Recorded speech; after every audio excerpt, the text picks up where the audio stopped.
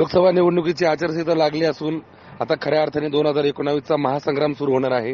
याच पार्श्वभूमीवर युवा नेते डॉक्टर सुजय विखे पाटील यांचा भाजप प्रवेश जवळपास निश्चित झाला असून प्रवेशाआधीच विखेंच्या बॅनरवर कमळ आल्याचं दिसून येतंय। विखेंच्या प्रसिद्धी विभागाने कमळ या चिन्हाचा वापर करून चला तोफांना बत्ती देऊया, अडवणूक करणाऱ्यांची दाणादाण उडूया, घाणेरडे डावपेच आम्हाला येत नाही, आम्ही डायरेक्ट तोफाच लावतो, अशा ओळी देखील प्रसिद्ध करण्यात आलेल्या आहे।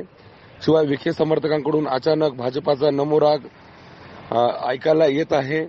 शिवाय काँग्रेस राष्ट्रवादी डॉक्टर सुजय विखे यांना नाकारून चूक करीत असल्याच्या पोस्टही सोशल मीडियाच्या माध्यमातून प्रसारित करण्यात येत आहेत। त्यामुळे आता काँग्रेस राष्ट्रवादीच्या तोडग्याची वाट न पाहता थेट भाजपमधून तिकीट घेऊन लोकसभेवर जाण्याचा चंग विखेंनी बांधल्याची खात्रीदायक बातमी मिळते आहे।